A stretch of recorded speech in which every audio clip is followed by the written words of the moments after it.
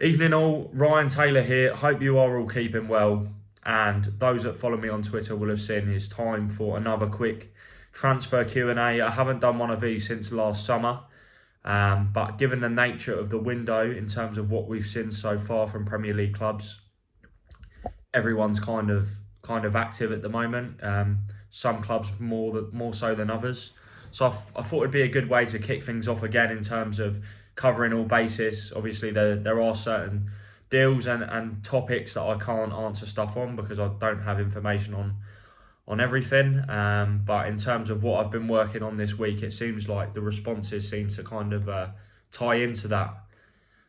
It's been quite a busy start, really, in some degree to the January transfer window. I think we'll really see it explode into life sort of in the second half, particularly as we edge closer to deadline day. But the one saga that does seem to be dominant at the moment is Mykhailo Mudryk to Arsenal.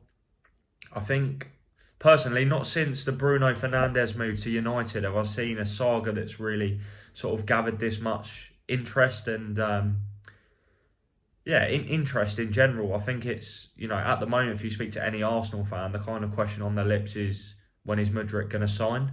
I think looking in from the outside, I'm not an Arsenal fan personally, but there's a lot to admire about what's going on at the moment with the current project at the Emirates, with the work Mikel Arteta's carried out. Obviously, Arsenal are top of the Premier League at the moment. It's an exciting young team, stacked with talent, and Mudryk really ties into that. So I can really see why Arsenal fans would be excited about landing Mudryk. I've been quite public myself that I'm a big fan of his. I remember watching him for Shakhtar in the Champions League last season before Brentford and Everton had bids rejected for him against Real Madrid in the Champions League. And he was absolutely brilliant. He was only a teenager at the time, I think, or he might have just been 20. But he was just absolutely phenomenal. Could really tell that he was a special talent. And I think this is certainly a deal that would take Arsenal to a new level. So the first question is, how's Mudryk to Arsenal done deal? I think Dennis, who wrote this, is probably aware that obviously Mudryk isn't a done deal. Those that follow me will have seen a piece I wrote yesterday stating that there'd been some form of progress, really, from an Arsenal perspective on Mudryk. And I'll try to explain that as concisely and clearly as I can. So throughout the window, there's been plenty of dialogue between Arsenal and Shakhtar. They've had two bids rejected by Shakhtar. The first was £55 million, including add-ons. The second was around about £62 million, including add-ons.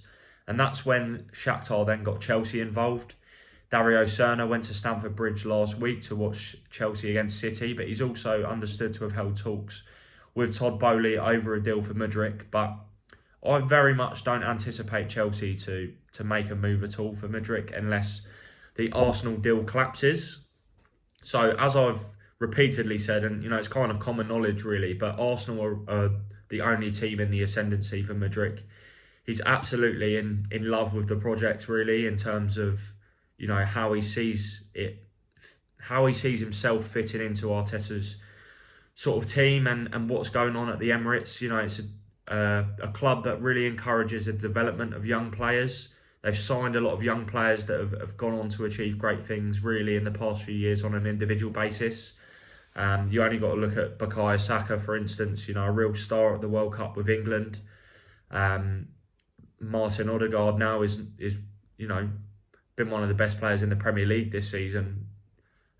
Really sort of been on that same kind of level as De Bruyne, which sounds absolutely ridiculous. But, in terms of his performances and what he's actually doing for Arsenal, he's having that kind of same level of influence on the team. So there have been several rounds of talks between Arsenal and Shakhtar this week. Mudryk is currently in Turkey. He's flown to Turkey with Shakhtar for their pre-season camp. It's effectively their pre-season, or it's a mid-season camp, should I say. The season for Shakhtar restarts next month when they will have Ukrainian Premier League fixtures and also the Europa League round of 32 clash with Stade Rennes from France. There's been a little break in play for Shakhtar, who haven't played since November. But it was always expected that Mudryk would be there unless there were some early developments. But as I wrote on yesterday morning, which is Tuesday, is that there's now a sense that there feels like some middle ground finally between Arsenal and Shakhtar. Now, originally, Shakhtar have continuously pointed potential suitors to the £85 million valuation of Mudryk, continually referenced the likes of Jack Grealish's move to Manchester City for £100 million and Antony's £85 million move to Manchester United as well. And the Shakhtar sort of board have repeatedly said, if Antony and Grealish are worth that kind of money, so is Mudryk. They feel he's among the best young wingers in the world. But Arsenal are not prepared to pay that kind of money, and neither are any other club. So unless that price tag comes down, ultimately Shakhtar could risk pricing themselves out of a deal. And that's where we've seen a little bit of movement. It has been expected that Shakhtar would lower their asking price. And although that hasn't technically happened yet, Shakhtar are now listening to the potential structure of a deal with Arsenal. Now, Arsenal are keen to make up a large part of the final sum, with add-ons, that being both team-related add-ons and performance-related add-ons on an individual basis, for Mudryk. So the kind of team-related bonuses that we'd see would probably be something like Arsenal winning the Premier League, then Shakhtar would get a payment. Usually, this is very routine really for transfers. If a team are to win the Champions League or to qualify for the Champions League, then the selling club would then receive a small payment. It just helps bolster up the final deal and package in terms of the final fee. So Arsenal are keen to sort of pay around about 45 to maybe, the way negotiations are going, sort of potentially even up to 50 million with an initial sum. So that's the figure Shakhtar will initially receive. But then the idea from an Arsenal perspective is to pad it out with add-ons, And that's what we've kind of seen Liverpool do in recent times. You've got to look at Darwin Núñez. I think it was an initial £67 million, but the total package was worth up to £85 million agreed with Benfica for Núñez. The same with Luis Diaz. It was an initial 37.5 million, but again, it could rise to 50 million with add-ons. And I think that was a very similar package to the one that was agreed with PSV for Cody Gakpo. So that's how buying clubs, generally strike a good deal for a top talent. And Arsenal are no different here. They're trying to negotiate a package that would see them pay a large crux of the final fee in add-ons. And for once, Shakhtar actually seem to be willing to listen to, potential payment plans and the bonuses involved. Although there's no fee agreed at the moment, it looks like the two clubs are moving closer to actually, approving and agreeing a final fee. But then there is still negotiations that need to take place in regards to how much of that is an initial cash payment and how much would be made up in add-ons. As I mentioned, Arsenal are really keen to sort of pad out the deal with add-ons, whereas Shakhtar want as much money as possible up front. Mudryk is probably the greatest talent they've ever had, and he's going to earn them their biggest ever payday. So, it's quite understandable, really, although it's frustrating from an Arsenal perspective, that why Shakhtar want to make sure this is the right deal for them. They want to really ensure they get the best money possible, because if Mudryk goes to Arsenal and explodes, there might be a feeling of regret that they didn't get enough money. And for a club like Shakhtar, with all due respect, they don't tend to overhaul this kind of level of world-class talent. So that's Mudryk. I'm sure there'll be more discussions about Mudryk throughout this. AVFC Faithful, which is a very good page that I follow on Twitter, say Guendouzi or Danjuma to Aston Villa. Now, it appears Matteo Guendouzi is definitely a player that's of interest to Unai Emery, who worked with him during his time at Arsenal. I don't have any information in terms of a bid, which is currently sort of being reported in France, that from L'Equipe and RMC Sport, that Villa are preparing an opening proposal. I can't confirm that, unfortunately, but from the outside looking in, it does appear like the interest is very much genuine from a Villa perspective in Guendouzi. I think that would be a very smart signing. He's very highly rated in France in terms of what he's achieved so far in his young career. Part of the French squad that reached the World Cup final in Qatar. Besides the petulance, was quite impressive really with Arsenal in the Premier League for for such a young player, showed maturity and immaturity at times, you could probably say as well. But I actually think Guendouzi's a really good technical player. In terms of Arnaut Danjuma, now I asked the question whether there was Villa interest in the player when rumours started to surface around about 2 weeks ago, and I was told at the time nothing in that at the moment. However, it appears Everton are among a list of clubs interested in signing Danjuma immediately, on loan with an option to buy. Now, he's been told that he could potentially get the chance to leave Villarreal this January. Hasn't really had the same level of influence under Quique Setien that he did under Unai Emery.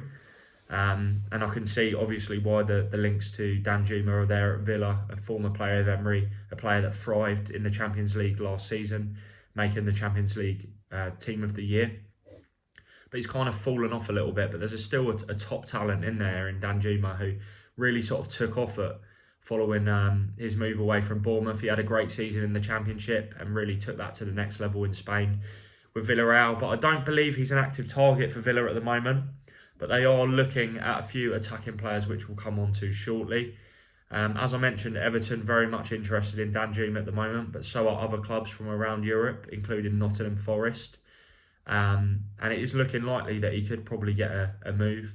I have sort of asked questions about Danjuma in the past 24 hours to sources, but I've not had anything back at the moment. So that'll be an interesting one to keep tabs on. There's another Arsenal question now. So everyone's talking about Mudryk, in brackets, on board. We know it's happening, but no one is talking about Ndika or a left centre back or centre mid to rotate with Partey. Any news, Ryan? Ivan Ndika is an interesting one because he is in the final 6 months of his contract with Eintracht Frankfurt, and we do expect him to depart. I actually reported around about 2 years ago now, or 18 months ago, that Arsenal had an interest in him because at the time he shared the same agent as Nicolas Pepe. Ndika's very highly rated around Europe, really, because he's a young centre back and he's of that mould of he can play in a back three, and he's also left-footed. I think left-footed centre backs are really a rarity at the moment. There's not really an abundance of top quality left-footed centre backs, without the likes of Josko Gvardiol and Alessandro Bastoni. I think Pau Torres was another one, but his stock seems to have fallen a little bit. So I can see why Arsenal would be interested in Ndika. But from what I understand, he's expected to stay at Frankfurt till the end of the season. And the reason why is that his contract will then expire, meaning he will be free to negotiate on a free transfer, and effectively he will get more money from his next contract at his next club. And I do expect Arsenal to be one of the teams that have a look at landing him, permitting the finances are right and the wage demands are right with Ndika and his representatives. But I don't expect anything to happen on that front this month, unfortunately, Monty. In terms of a centre mid, we know in the summer Arsenal made a late move for Douglas Luiz. Their interest in Douglas Luiz has now ended because his contract has been extended at Aston Villa. That was, a key factor behind their interest, that Villa were under pressure to really consider offers because Douglas Luiz was in the final 6 months, approaching the final 6 months of his deal. He'd only just sort of come into the final 12 months in truth, but obviously once you hit January, anyone who's in the final 6 months of their contract looks highly likely to depart. It's very rare that these players sign new deals. So Villa actually done well to get that one over the line, and you only have to look at his performance against Tottenham around about 10 days ago that, really showcased what a player he could be under Unai Emery. But besides the obvious names that are linked with Arsenal, the likes of Yuri Tielemans, I don't really envisage anything happening unless it's out the blue, really, for Arsenal. The focus is very much on a wide forward at the moment, as we've seen with Mudryk. I think plans for a left-sided centre-back and a centre-mid could potentially be shelved until the summer. I would say a left-sided centre-back would almost certain to be shelved until the summer. I think Arsenal are well stocked at the back at the moment. A centre-mid is more likely this month, but again, I don't really know at the moment where that comes from. The information I've had on Tielemans whenever I've asked a question is that the interest from Arsenal has been talked up to way more than it actually is. he's a player they admire. But, given he's in the final 6 months now of his contract, you'd think this would be the perfect time for Arsenal to strike when he's available at a cut price, because, if Leicester get a £20 million bid for him in January, you're going to take it as opposed to losing him on a free transfer at the end of the season. So I don't really see firm interest from Arsenal in Tielemans, although I wouldn't be surprised if they did explore that at the end of the season. That leads me on to another Arsenal question now. Sergei Milinkovic-Savic. It's a really hard player to sort of pick through the rumours and speculation, because he stayed at Lazio for so long. He's been linked with so many Premier League moves over the years. Manchester United, Chelsea. I remember he came close to joining Juventus as well.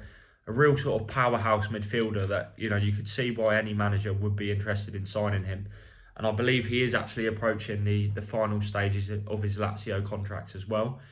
There's been talk in Spain that Arsenal are interested in him, but I can't confirm that, unfortunately. I'm not saying it's not the case, but I don't actually know on that front.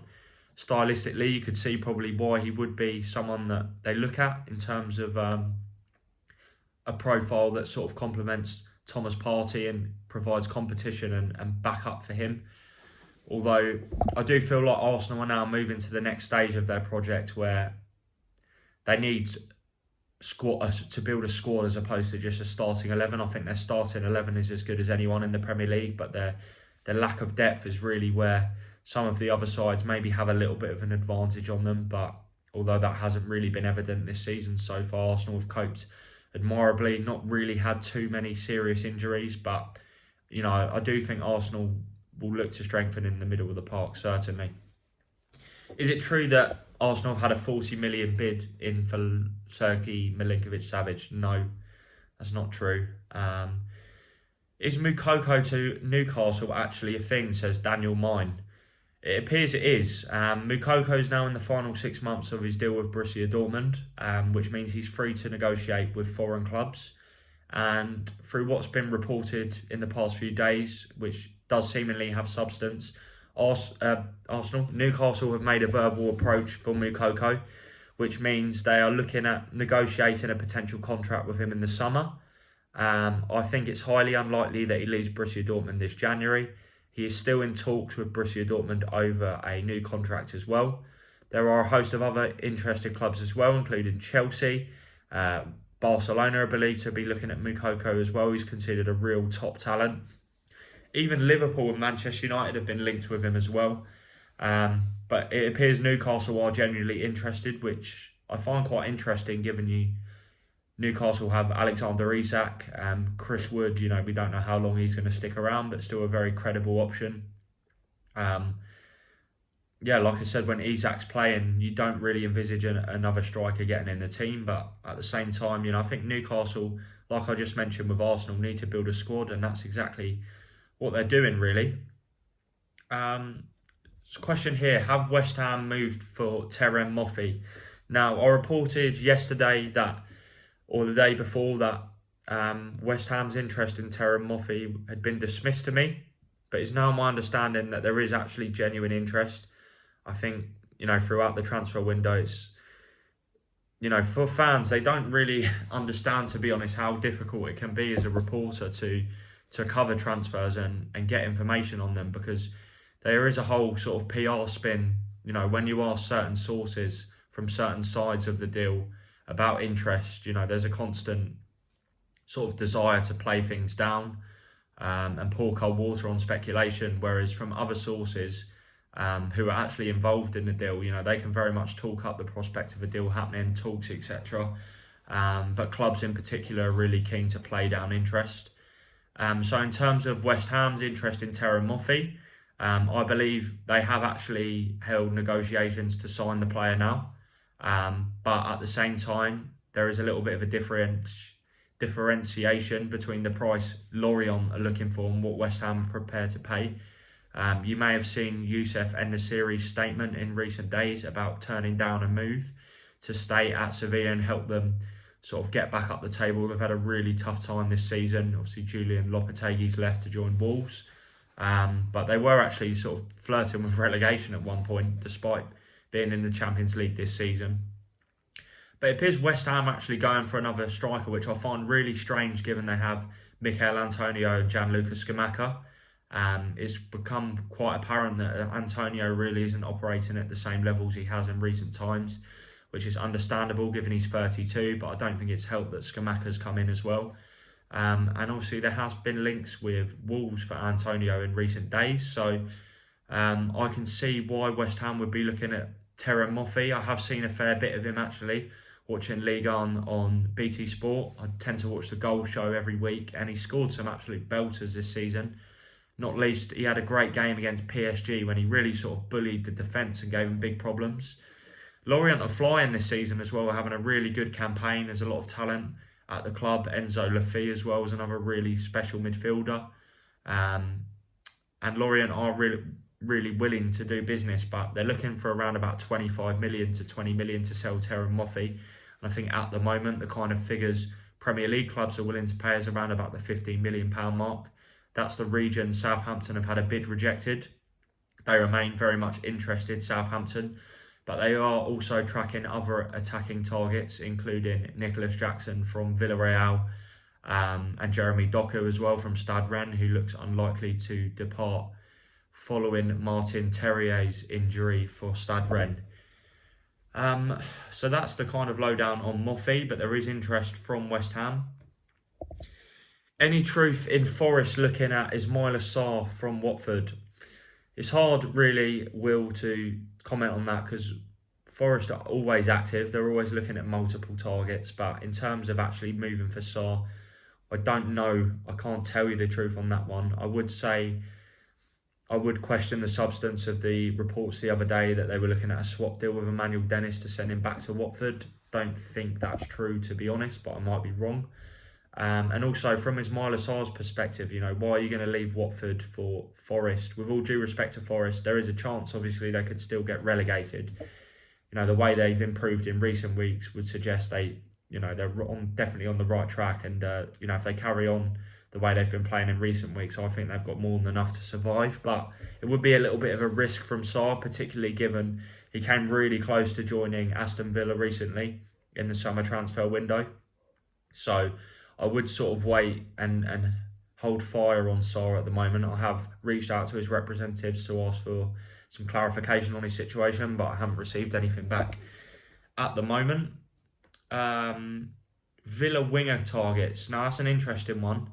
I know for a fact that De La Feu is a player that is really of interest to the Villa hierarchy, and Unai Emery. He has had some very impressive Premier League spells over the years with Everton and also Watford. He was very good at before he had a really nasty knee injury sustained against Liverpool in February 2020. But there's also Lee Can In from Mallorca, who is a player that seems to be very much appreciated by Villa, but nothing imminent on that front. As I reported around about a month ago, I was told Marcus Thuram was a player that Villa were tracking, but it doesn't seem to have been followed up. Thuram's very keen to stay at Gladbach till the end of the season so he can negotiate a big contract with his next club. Chelsea are in talks to sign him this month, and on the basis of the World Cup, it does appear that there are some big clubs in the mix for him. It's been talked Bayern Munich and Inter Milan are also tracking his situation. So that is one to certainly keep an eye on as well. What else do we have here? Is Dario Serna's way to handle Mudryk's offer a complement of his skills as a director of football? He brought Antony and Grealish as the standard price. I understand what you mean by that, but it's not worded very well. Visits Chelsea board to create a bidding war, neglects Mudryk's wish to join the club top of the Premier League in an attempt to get more money. That's actually a good question, Damien. I'm actually a fan of the way Shakhtar have approached this. I know Arsenal fans won't like me for saying that, but ultimately the best way in this day and age is to encourage a bidding war. I think there's no reason at all why they should accept sort of 55 million for Mudryk when they know in this crazy market, clubs are willing to pay. We've seen players like Darwin Núñez go for 85 million in recent times. There's talk Enzo Fernandez could go for sort of upwards of 100 million on the basis of a good World Cup. You know, I'm not doubting he's a great talent, but there's some really crazy money being thrown about in recent years. And ultimately, I think Mudryk will end up at Arsenal. And in order for that to happen, Arsenal are going to have to present an offer that satisfies Shakhtar, which is definitely going to be a lot of money. So I do think he's been very clever, particularly with the way he approached Chelsea. The reason he probably done that was to, you know, although Arsenal haven't flinched, you know, there might have been a sense of a little bit of panic that Chelsea were going to hijack the deal so Arsenal would then pay up, but they haven't. And I think the reason they haven't is because Mudryk's been so clear he wants Arsenal and that he's not really interested in Chelsea. And, you know, Chelsea's current situation in the Premier League hasn't really helped either. They've been really poor, not winning matches. So with Arsenal top of the Premier League, they can really attract top players. So I do think it's complementary to Dario Serna's skills as a director of football. And, you know, he's a very smart operator, clearly, and he'll be an interesting one to watch in the coming years to see whether, you know, Premier League clubs or other European clubs take him on board. I'm always interested in how sporting directors and technical directors operate. I interviewed Simon Rolfs of Bayer Leverkusen last summer, and he was a really fascinating guy, providing insight into what actually goes on at clubs and how they kind of recruit players and approach negotiations when it comes to selling players. And as I've just mentioned, you know, I think Shakhtar have done a really stern job in the way they've approached Mudryk negotiations with Arsenal. Burnley fan here, Brett. Any solid number 9 links that Burnley had done, etc.? They're looking at Surridge, Semenyo. Any truth we're back in for Obafemi? There is truth to all 3 of those links. They're all players that Vincent Kompany and the Turf Moor hierarchy are looking at. I think Michael Obafemi was the subject of a bid last summer. And I believe it kind of disrupted him a little bit at Swansea, if I remember correctly. But he's a player that's really highly appreciated by Burnley. And you only have to look at Nathan Tella, really, and how well he's performed this season following his loan move from Southampton. There's a lot of top talent at Burnley. Sarawi, Benson as well has been absolutely superb since joining the club, so scoring a lot of goals. Semenyo is definitely one of interest. There's been an inquiry to Bristol City, but there are also other clubs of interest. Sam Surridge is more of a sporadic one. Obviously, not getting football at Nottingham Forest, and it looks like he's probably going to depart on loan, but there are other clubs interested, including Sunderland. And I do really expect Burnley to sign a striker. And it's, you know, it really does reflect well on Burnley that even though they're top of the Championship and absolutely flying, they're still looking to recruit. There's still movement. I know a couple of players have left the club this month. Kevin Long's gone to Birmingham. Ashley Westwood's gone to Charlotte in MLS. So they're still moving forward, and I think it's going to leave them in better stead for when they eventually get back into the Premier League. I think that's the majority of questions, to be honest. I didn't get as many as I hoped for, but it's understandable, really, given it's been a little bit of time. I hope this has been worthwhile. Hit the like button and keep posted on my Twitter account at Ryan Taylor Sport. There's also going to be a lot of content on the Express website from myself as I continue to keep you all updated throughout the transfer window. And I'll speak to you all soon. Thanks for watching.